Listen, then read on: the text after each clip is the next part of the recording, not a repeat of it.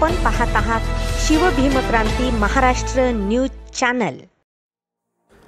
सुभेदारनगर Kodgaon gate Parbhani येथील बेकायदेशीर plot विक्री करणाऱ्यांवर कठोर कारवाई करण्याबाबत परभणीतील सामाजिक कार्यकर्त्यांनी परभणी जिल्हाधिकारी कार्यालयासमोर उपोषणाला सुरुवात केलेली आहे।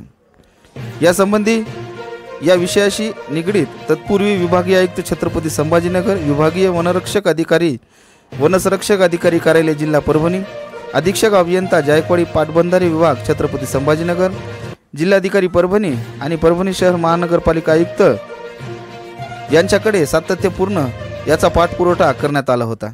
सदरील मागणी मान्य होताना दिसत नसल्या कारणाने या सामाजिक कार्यकर्त्यांनी आज 12 जून पासून जिल्हाधिकारी कार्यालयासमोरील उपोषण मैदानात उपोषणाला सुरुवात केली आहे।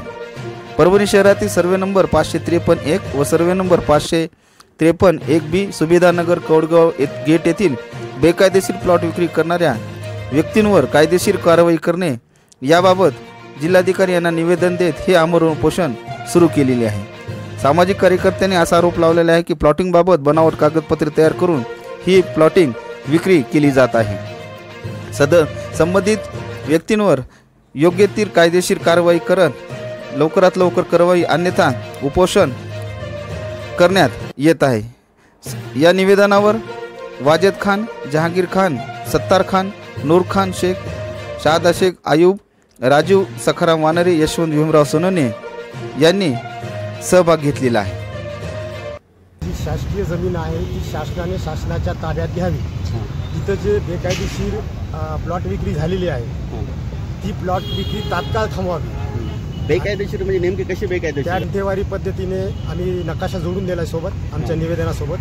गुंठेवारी पद्धतीने तिथे प्लॉट विक्री चालू आहे। गुंठेवारी प्लॉट विक्री सध्या करता येत नाही। आणि दुसरी गोष्ट, बनावट कागदपत्राच्या आधारे हा सर्व कारभार चालला आहे। याबाबत जायकवाडी विभाग कुठल्याही प्रकारची कारवाई करायला तयार नाही।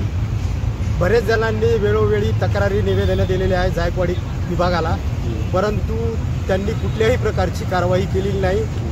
आणि आमची मागणी एवढीच आहे की तात्काळ कारवाई करावी आणि एक संयुक्त समिती विभागनीय आहे, उच्चस्तरीय संयुक्त समिती विभागनीय गठीत करावी आणि ज्या ज्या विभागाची जमीन आहे त्यांनी ती त्या ताब्यात घ्यावी आपल्या आणि संबंधितांवर कठोर कारवाई कायदेशीर ठामपणे असणार आहे की जे साकला फ्लॅटला झालं, साकला फ्लॅटला जर रेल्वेची जागा होती त्या गरीब गोरिबाने घेतली, नोकऱ्या करून घेतल्या, घरं बांधली, आज त्याचे हाल काय झाले त्याला उठावं लागतं। भविष्यामध्ये हे इथं बी हेच होणार आहे। म्हणून आमची मागणी हेच आहे की गोरगरिबाची इथं फसवणूक होऊ नये आणि हे भूमाफिया कोट्यवधी रुपये कमवायले आणि गोरगरिबा आपले असेच इथला बाग उचलायचं तिथं ठेवायचं, इथलं उचलायचं तिथं ठेवायचं, ते गरिबाई किती कवर होणार आहे। आमची ही मागणी आहे की कठोरची कठोर कारवाई व्हावं।